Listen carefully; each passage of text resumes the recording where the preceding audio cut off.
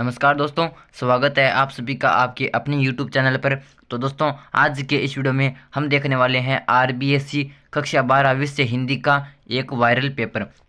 तो दोस्तों, आज के इस वीडियो में हम आरबीएससी कक्षा 12 विषय हिंदी का एक वायरल पेपर देखने वाले हैं। तो दोस्तों, आपका जो बोर्ड एग्जाम के अंदर जो पेपर होगा विषय हिंदी का कक्षा 12 के अंदर, वो पेपर दोस्तों इसी एक मॉडल पेपर पर आधारित आएगा। यानी वो जो प्रश्न होंगे वो इसी मॉडल पेपर पर आधारित प्रश्न होंगे।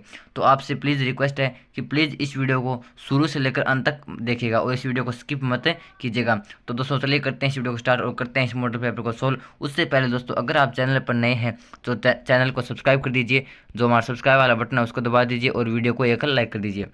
तो दोस्तों, सबसे पहले तो देख लेते हैं कि जो पेपर आएगा उसके लिए समय रहेगा हमारा 3 घंटे यानी सवा 3 घंटे यानी 3 घंटे 15 मिनट। और पेपर होगा हमारा 80 अंक का यानी पूर्णांक रहेगा इसके लिए 80 अंक। उसके बाद आ जाता है दोस्तों हमारा यहाँ पर कुछ सामान्य दिशा निर्देश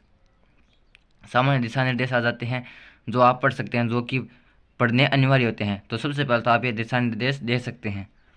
उसके बाद आ जाता है दोस्तों हमारा खंड ए। खंड ए के अंदर क्या है, इसके अंदर यहाँ पर हमारे पास एक आप देख सकते हैं कि निम्नलिखित अपठित गद्यांश को ध्यानपूर्वक पढ़कर दिए गए वस्तुनिष्ठ प्रश्नों के उत्तर अपनी उत्तर पुस्तिका में लिखिए। तो आपको यहाँ पर एक अपठित गद्यांश दिया गया। अपठित का मतलब है कि ये आपकी बुक में से नहीं है, कहीं बाहर से है।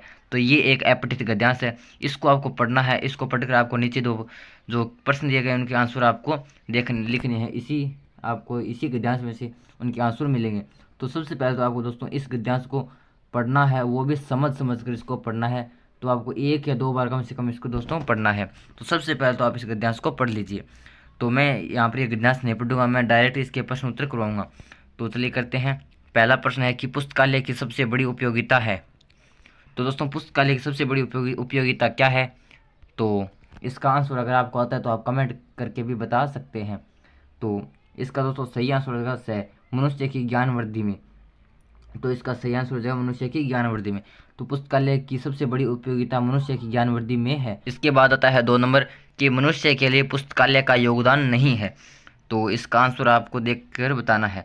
तो दोस्तों, इसका सही आंसर है वो जगह हमारा द कि अमानवीय बुराइयों को उभारने के रूप में। तो इसका द ऑप्शन एकदम सही हो जाएगा। इसके बाद आता है 3 नंबर कि कौन से छात्र अपना अधिकांश समय पुस्तकालय में बिताते हैं। तो इसका सही आंसर हो जाएगा से हो जाएगा उच्च कक्षा एवं विशिष्ट योग्यता के इच्छुक। 4 नंबर आता है कि पुस्तकालय शब्द पुस्तक प्लस आलय 2 शब्दों के मेल से बना है, प्रयुक्त संधि का नाम है। तो दोस्तों, इसके अंदर आपको संधि देखनी है कि कौन सी संधि है। तो इसका सही आंसर हो जाएगा दीर्घ संधि।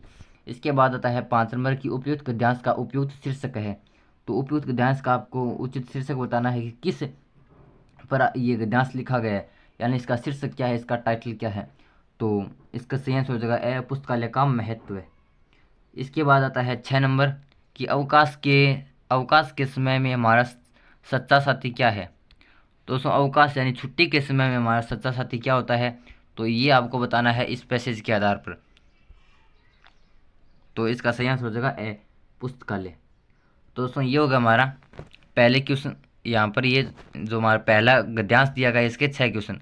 इसके बाद आ जाता है दोस्तों कि निम्नलिखित अपठित पद्यांश को ध्यानपूर्वक पढ़कर दिए गए वस्तुनिष्ठ प्रश्नों के उत्तर अपनी उत्तर पुस्तिका में लिखिए। तो दोस्तों, ऊपर वाला तो था गद्यांश, ये हमारा पद्यांश का मतलब यानी ये कविता का पार्ट है। तो दोस्तों, ये आपको पद्यांश पढ़ना है। इस पद्यांश को पढ़कर इसके जो नीचे प्रश्न किए गए इनके आंसर आपको बताने हैं और उनका आंसर आपको इसी पद्यांश में मिलेगा। तो सबसे पहले तो आपको इस पद्यांश को समझ कर पढ़ना है 1 या 2 बार। तो सबसे पहले तो आप ये पद्यांश पढ़ लीजिए।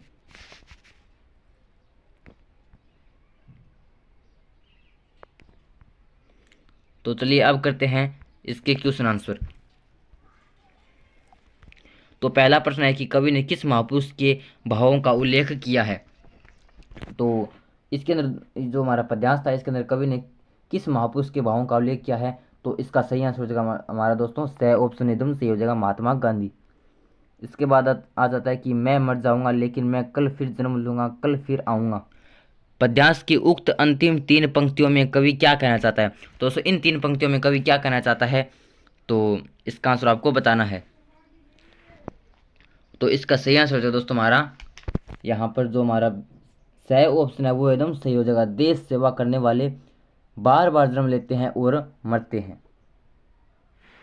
तो यहाँ पर स ऑप्शन एकदम सही हो जाएगा,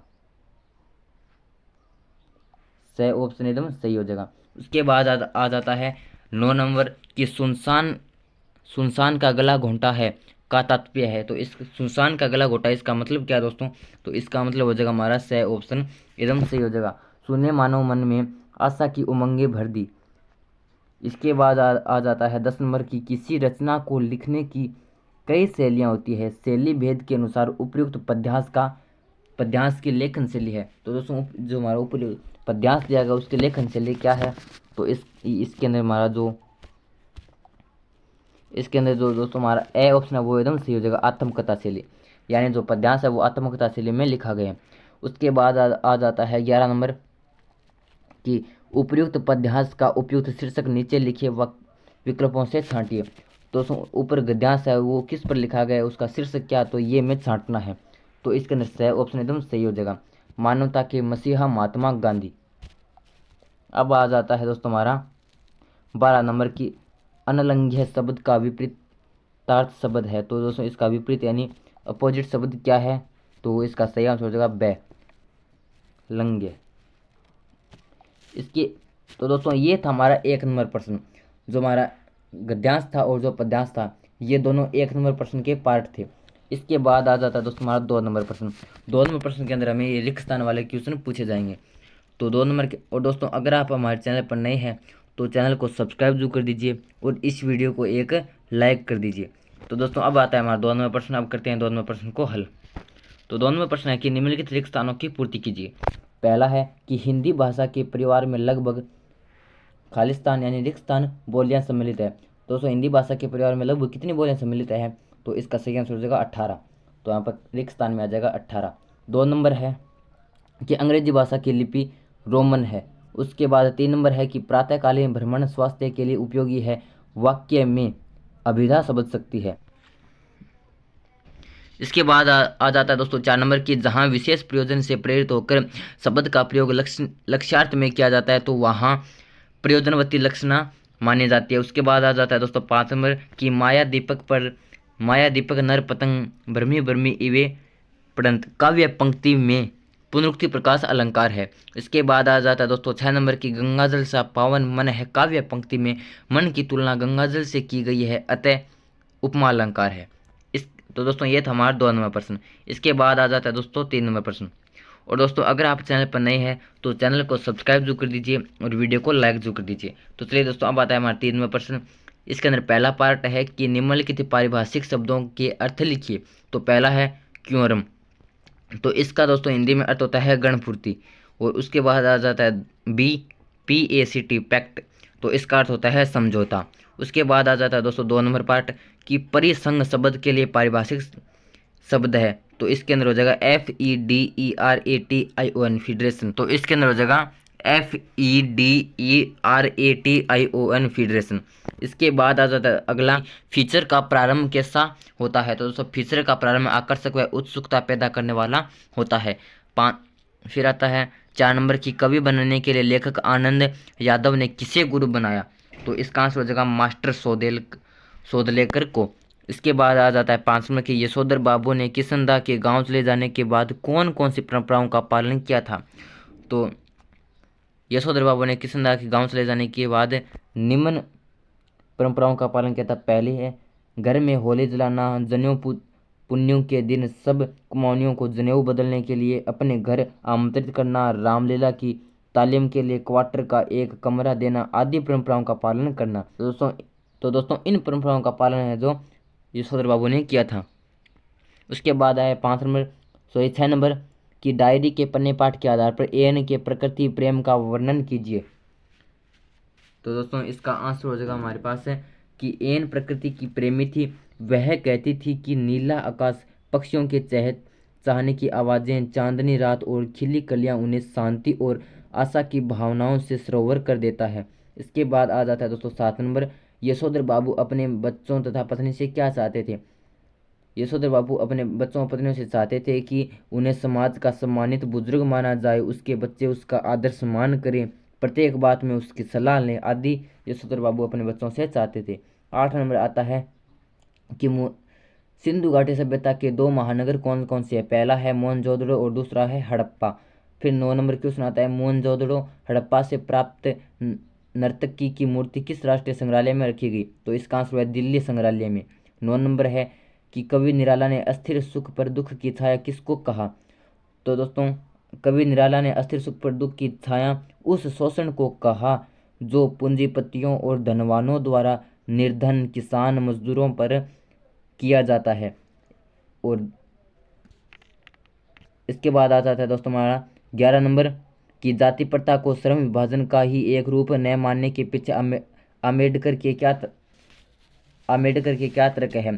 तो दोस्तों इसका आंसर हो जाएगा कि इस यहाँ पर जाति प्रथा को श्रम विभाजन का ही एक रूप न मानने के पीछे अम्बेडकर के निम्न तर्क है। इसके अंदर पहला है कि श्रम विभाजन मनुष्य की रुचि पर आधारित नहीं है। दूसरा है व्यक्ति की क्षमताओं की उपेक्षा की जाती है। तीसरा है व्यक्ति के जन्म से पहले ही उसका पैसा निर्धारित कर दिया जाता है, उसे पैसा चुनने की आज़ादी नहीं होती है।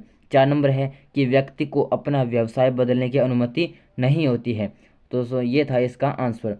तो दोस्तों इसका ये था हमारा इस पेपर का 3 नंबर क्वेश्चन। उसके बाद आ जाता है दोस्तों हमारा यहाँ पर खंड ब के अंदर यहाँ पर लिखा गया कि निम्नलिखित लघुतरात्मक प्रश्नों के उत्तर अधिकतम 40 शब्दों में दीजिए। तो दोस्तों ये थोड़े बड़े क्वेश्चन हैं, तो मैं इनका आंसर कराऊंगा तो वीडियो थोड़ा लंबा हो जाएगा। तो दोस्तों मैं इन आगे के प्रश्नों का आंसर आपको नहीं करवाऊंगा, क्योंकि अगर इनका आंसर कराऊंगा तो वीडियो काफ़ी लंबा हो जाएगा। तो दोस्तों मैं यहाँ पर इनके केवल मैं आपको प्रश्न बता देता हूँ। तो ये हमारे 4 नंबर 5 नंबर आप वीडियो को रोककर प्रश्न देख सकते हैं आसान तरीके से। इसके बाद ये हमारा खंड से प्रारंभ हो जाता है। और दोस्तों इसके अंदर आपको विशेष ध्यान रखना होता है शब्द सीमा का व अंकों का। जितने बड़े क्वेश्चन है, जितने अंकों का है, उसके आधार पर आपको उसका आंसर करना होता है। अगर 1 अंक का क्वेश्चन है और उसका आप आंसर कराते हो आधा पेज के अंदर, तो दोस्तों वो अच्छी बात नहीं है। तो अगर 1 नंबर का प्रश्न है तो उसके हिसाब से उसका आंसर कीजिए। अगर 3 नंबर का है तो उसके हिसाब से उसका आंसर कीजिए, क्योंकि बोर्ड परीक्षा के अंदर समय का विशेष महत्व होता है। तो आप ये प्रश्न देख सकते हैं वीडियो को रोककर। और दोस्तों अगर आप चैनल पर नए हैं तो चैनल को सब्सक्राइब जरूर कर दीजिए और इस वीडियो को एक लाइक करना मत भूलिएगा। इसके बाद यहाँ पर और दोस्तों आपको यहाँ पर कई प्रश्न आपको अथवा में भी दिए गए हैं। अथवा में का मतलब है कि आपको उन दोनों में से कोई एक करना होता है। जैसे यहाँ पर आपको यहाँ पर एक गद्यांश दिया गया है, इसकी सह-प्रसंग व्याख्या करनी है। तो आपको यहाँ पर 2 दिए गए हैं, दोनों अथवा में हैं, तो इन दोनों गद्यांशों में से किसी एक की आप सह-प्रसंग व्याख्या कर सकते हैं।